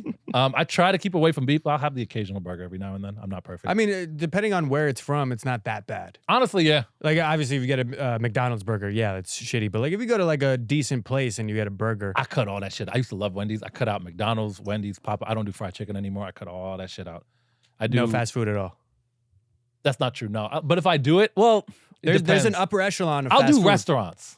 I won't do big Burger King, Taco Bell, McDonald's. I cut all that shit out. Okay, how do you feel about like a Shake Shack? It's kind of like an upper echelon Shake Shack fast is food. amazing, But but I you- don't. you don't do it? I don't do it anymore. Chipotle, I'll do Chipotle. not really fast. It is fast food, but it's not. It is, but you could play with it. So like yesterday, I did a bowl like lettuce, grilled. I did lettuce, grilled chicken, tomato, Yeah, it's pretty avocado. healthy. Yeah, I'll do queso blanco because I love cheese, but Ooh. but it's like I'm lactose intolerant. That offends me. They even said the word Really? queso blanco in this.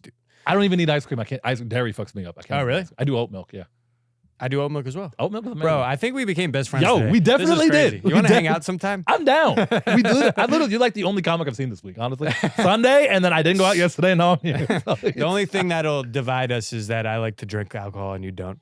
Yeah, I don't Remember, I saw. Oh, we were on the same vibe. I saw you at Talia's party, and I was not drinking that Oh, night. yeah. And you and I were both miserable. But it was because you were outside, and me, it's because I wasn't drinking.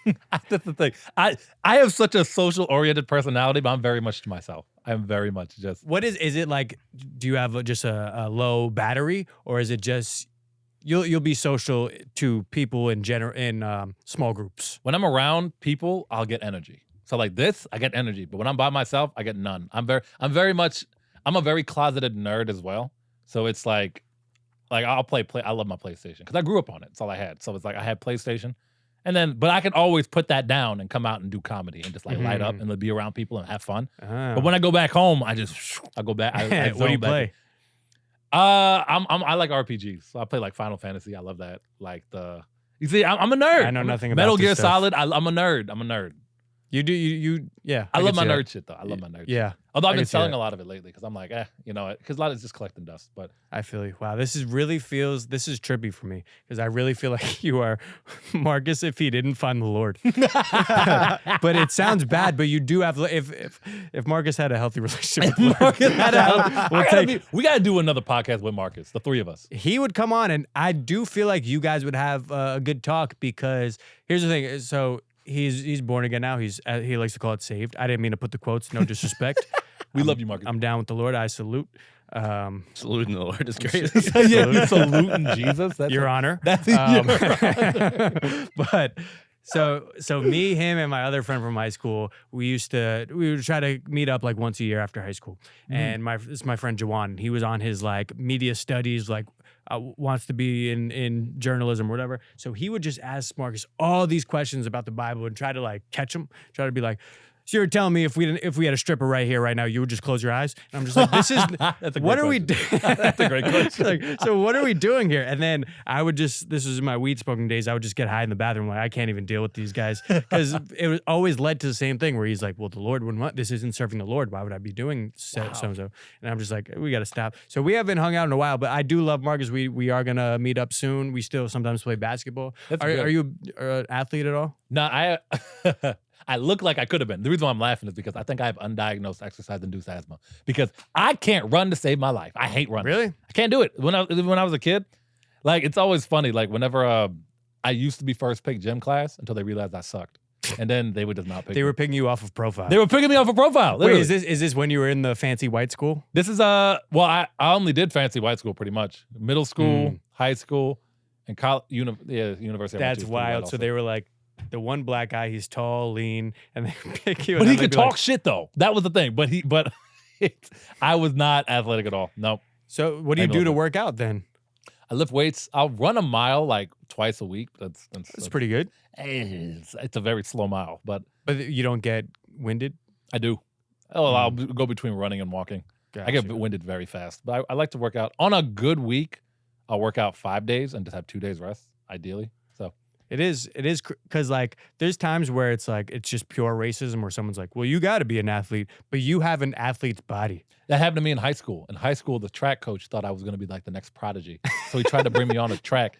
And I was telling my Your childhood is like everybody hates Chris. literally, I swear to God, it feels like that because I didn't know. So it was this guy like scouted me. He brought me on. He was like super intense. His name was Coach Firestone. I hated this guy. Coach Firestone? Yeah, right. I already hate this guy. He was doing for high school track. Like we're all adults now. Change your name. That's what I'm saying. Like, bro, relax. And if you hear this, fucking laugh. But it's like he would make me run up and down bleachers. I'm like, why are we running on bleachers? That seems a little oxymoronish. He used to hate that, right?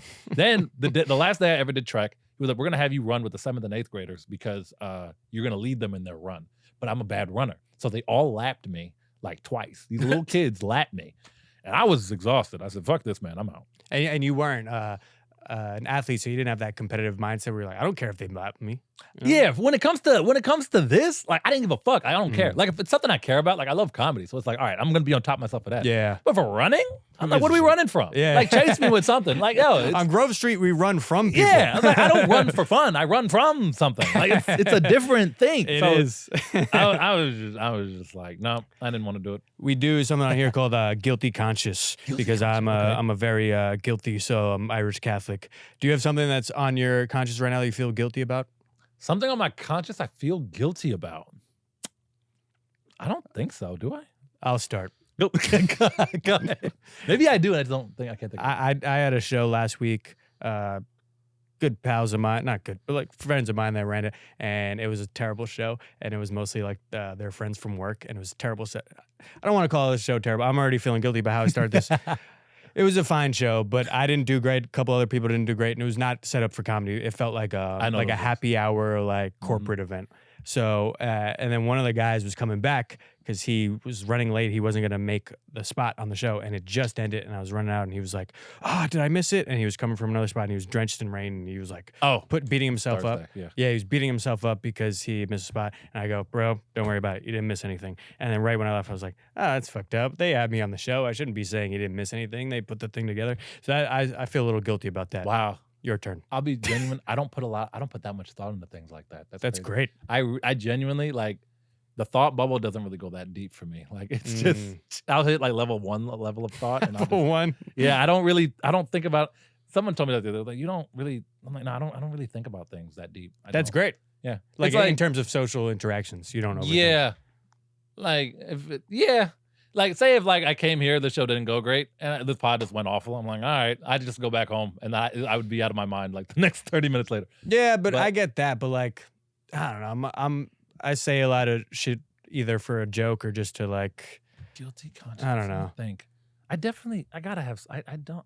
It's all right. No, this is great. I don't know if I. It must do. be nice to be It Alex must Quow. be nice. You know what that story did remind me of though. The hardest room I ever performed at in Jersey. Jersey used to have this one open mic on Mondays called 10th Street Live. And if you know, but most people don't know, but because this place shut down. But this place was awful because it was Monday nights, so Monday Night Football, they would leave the TVs on while the open mic was happening. And it was like lambs to slaughter. Like it was just one after another. My first time I went up there, and I blanked on all of my jokes. So I walked up there, I get up on the mic, and nobody was ever happy to see you. They were all just like really mad. And Kenilworth is a nice town. That's why I was so weird. It was so weird about it. But yeah, but they're mad because they want to watch football. And they were mad that I was, So I was like, I remember going up there and being like, guys, I forgot everything I was gonna say. Thank you, have a good night. And then they all clapped. You got off? And I got off. And then my friend George came up to me. He was like, congratulations, man. And I was like, George, I forgot all my jokes. He was just like, yeah, but you did it. He goes like, you did 10th Street. 10th Street's tough. That place is That's hilarious. What insane. is this, Rikers Island? Yeah, it was insane. Gordon Baker Bone used to run it. Shout outs to him, but it was insane. It makes sense that you're not a guilty conscience, and this makes me feel better. I don't know if you remember I was doing this running joke with you for some reason that I kept acting like you bullied me for some reason. Oh, yeah. I just remember that. So, because Alex is like the nicest guy ever. Everyone likes Alex. And I'm just like, whenever I would see him, I'd be like, I don't know, you would always be so positive and I would have to bring it down immediately. Like, I remember we would do a show and you'd be like, they're hot. This crowd's great. And I was like, wait till I get up there. Then they won't be so hot. And they're like, shut up. And then next time I saw you, I was like, oh, yeah. Remember that time you called me a bitch? Yeah, You're that's like, what it was. Every time I would run into a phone, remember when you called me a bitch? I never called you a bitch. Like, what that's what kept it going is that you were just, what? No. I was like, So that I'd be never like, happened. I get it. Like, I'm just working hard. I'm just trying to be a good guy. I actually thought you were going to do it on Sunday when I saw you. I forgot. Damn it.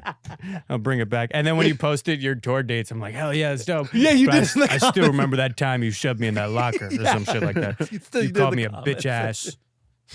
Oh, man. You have too much positive energy that I just have to take it down. I think you just got to be, man. You know what's crazy?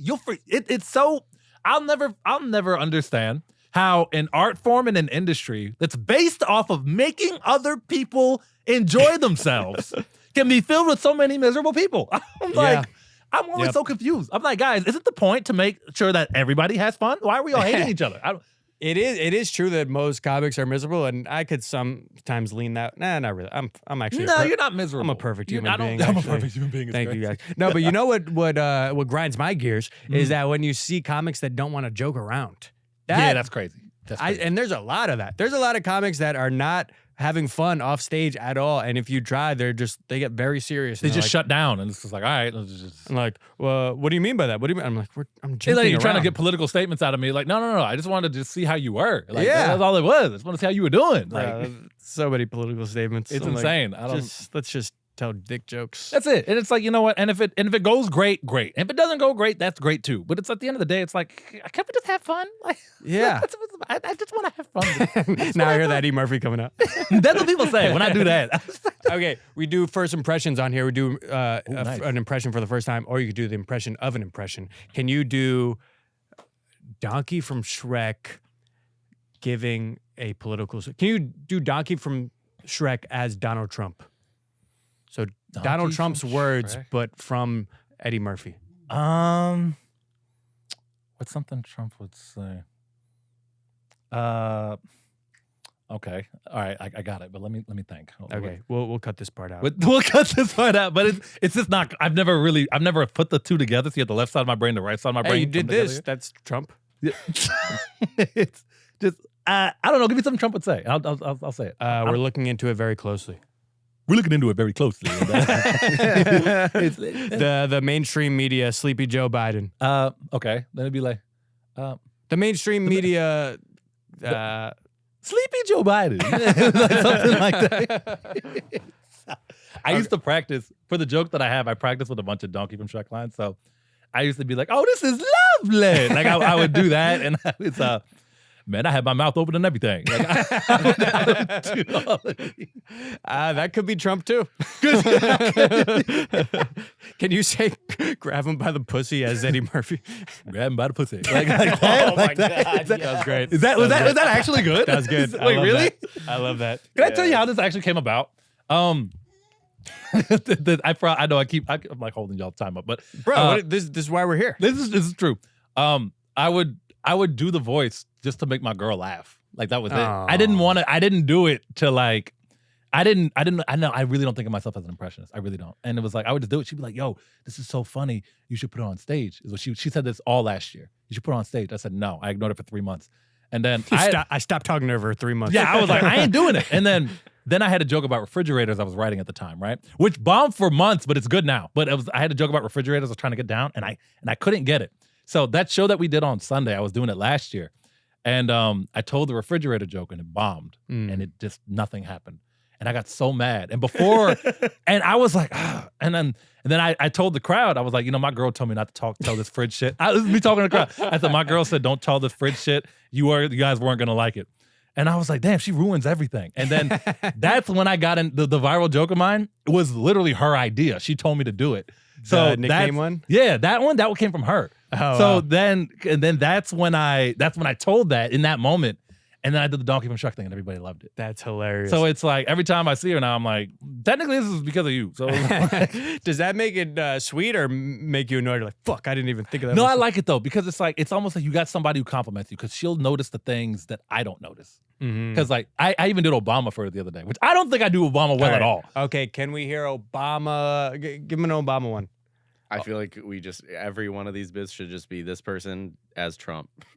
Like Obama doing Trump. Okay, Yeah, what sounds did I fun. Well, I can, Obama for me, I don't think I got that. I was just like, well, I do think that here in America, it takes a lot. It's pretty good. This is what I was doing this to her the other day. She was like, in "What's bed. up?" Yeah, that's the thing. That's the thing. I was doing Let it me like, be clear. I want to know if your pussy is wet. that ass is mine. Whose pussy is this? Like I was doing this. She was like, I've created a monster.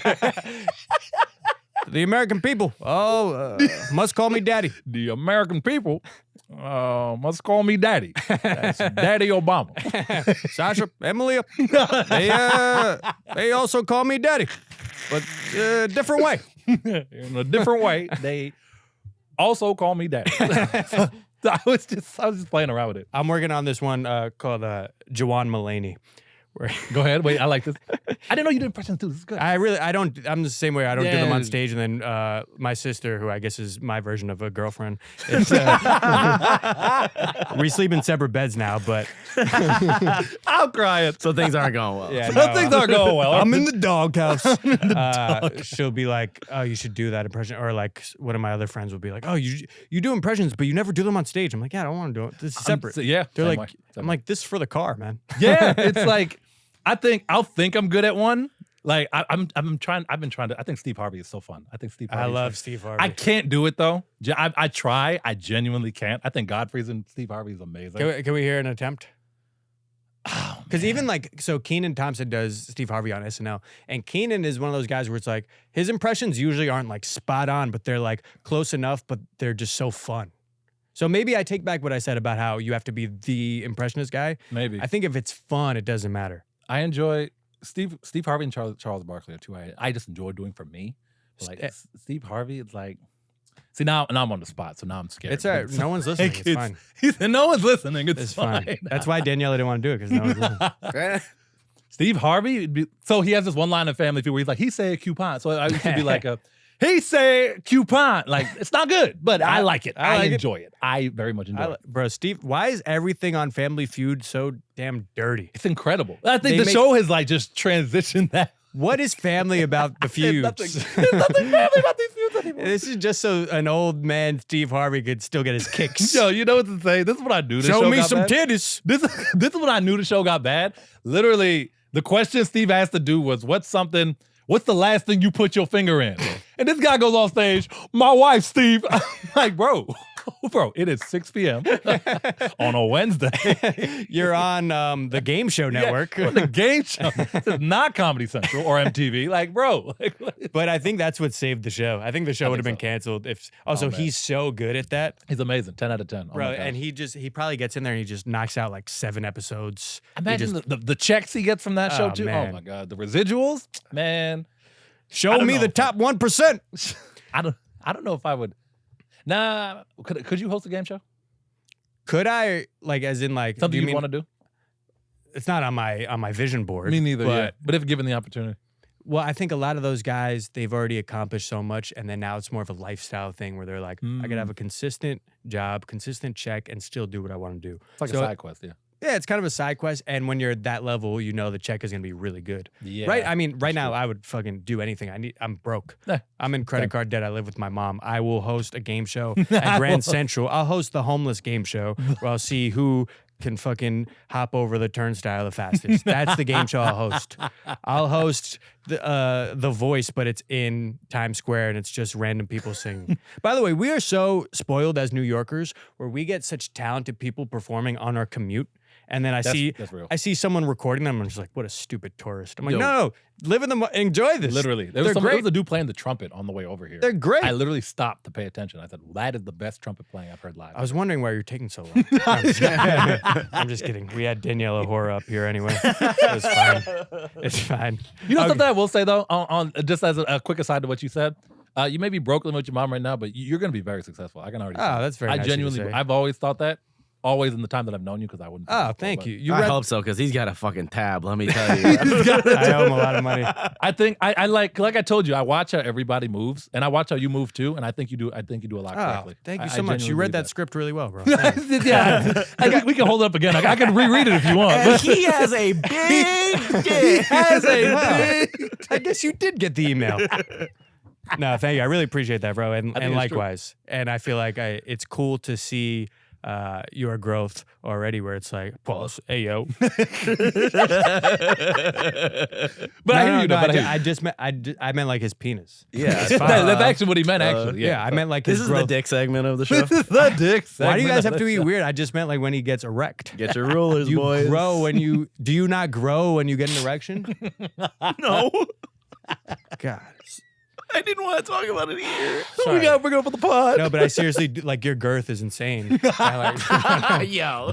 That's it. That's it. No, but let me be serious for a second. No, it's really cool to see people you know that you like and you know are genuine people and good at what they do have success, and it's so cool to see you do that. I really appreciate that. And it's really cool. It's so funny. Not to now I got to add some negativity to it. No, go ahead, please. Your personality sucks. No, I'm just kidding. Your No, personality sucks. it's an interesting thing. I'm going to take it away from you for a second, then I'll get back to another compliment, and then I'll do Juwan Mulaney, and then we'll have like tacos. Yeah, go on, man. But it's an interesting thing to see people that you knew before and people you kind of started with get success, because on one hand, it's very cool to see like someone like yourself, and even we had Kitty Reynolds on, and it's so She's cool great to too, see. yeah. Yeah, it makes me happy to see, and it's inspiring. And then you see some people that are kind not assholes, but like weird and get success, and then it makes you realize, oh, you could have success and still be a fucking loser. You know what I mean? Yes. It's like I don't mean that in terms of like, what, this guy's got success. Like I never think that. I'm just like, oh, that's cool. It's still who you are as a human being. That you just said it. You ever hear that? Where it's like money doesn't change you; it just makes you more of who you are. That's it. Yeah. So whatever you were from the beginning, you're just more of that now. Yeah. I genuinely believe My that. friend Aaron always says it's a magnifying glass. Ooh, that's deep. That's deep. Shout out Shout Aaron out to McCann. Aaron. That was wow. I'm Do you know him? Have you met him? I don't. Aaron You'd who? love him. Aaron McCann. He moved here from Ireland last year. Oh, friend I of do mine. know him actually. Yeah, I met him at a Don't Tell. Yeah. Yeah, he said that. Wow, that's very Great guy. deep. I do, yeah. Yeah, so it is interesting. Like it's fun to see. It almost gives you more self-esteem where you're like, oh, yeah, he's got all that, but like, you still are who you are. I as a had person. somebody tell me once. This is like a year ago, like a year and a half ago. They were like, "Are you new?" I was like, "Me?" They were like, "Yeah." I was like, "Not really, no." He was like, "Oh, I thought you were new because you're so positive." I was like, "What?" I was like, "What?" I've heard bitter, miserable comics say stuff like that before. Yeah, But I'm like, that's a compliment, though. yeah, I'm like, A lot of people think I'm just brand new because I have just like a genuine enthusiasm. I'm like, no, Mhm. I actually like doing this. Yeah, Like, on and some you're level. a happy person. That's it. Like, Yeah. honestly. It's so funny how that is a thing. And you know what? And I'll say this too. People can tell, like, when you're on stage, bro, like you could feel you give off a very positive feeling as well. So the Oh, audience, thank you. it reverberates. The audience I feels that appreciate too. that. There was one time, not one time, it happens a lot, but it's like I'll just go up there, I'll just say hi, and people just they're more just in tune to like what I was. You have an infectious energy. Yeah, I think you do as well. Oh, thanks. Bro, you were killing the other day on that Sunday night. That was great. Ah, thank Yeah, you. it was really appreciate funny. it. Thanks, man. All right, we'll get out on that. No, thank you. I Yeah, we appreciate can end on that. No, I was- appreciate that. Well said. Thank you. Yeah, that was fun. I was a good time. didn't expect good times out of that. Not to be a pessimist, I but think it's whatever you put into it. True. And you put in good energy, so you got good energy back. thanks, man. Does it happen all the time? No. No. I've been booed. You should It see me in happens. bed. It's I'm putting in a lot of good energy, not Hello. getting it back. He said, "Nah." I'll tell you, my wife. Take my wife, please. Take his wife, please. Okay. Any last questions? Was he always this happy, like from the moment you met him? Yes. Oh, I remember. that. So back to that day, just go full circle, and then I'll do Juwan Mulaney, and then we'll leave. Sure. That day that I met you in Woodlawn, like we said before, terrible situation for comedy, really weird show, and he fucking crushes and is having so much fun, and everyone just felt your energy right away, and they were like, "Yes, like you're just a very like likable, positive person, just genuinely who you are." So Mhm. right away, it's just like, yeah, it was great. He's just that person. I did well. I don't even remember. Yeah, because I remember you had. I even remember a riff you had. It was about Really? how you were like, everyone talks about how the Bronx is so scary. And I show up, all I've seen is white people. You crushed. I do remember that actually. I do. You kind of turned the show around. It was yeah, I was scared going up there is why. And I was just like, oh, I was like, well, this doesn't look bad at all.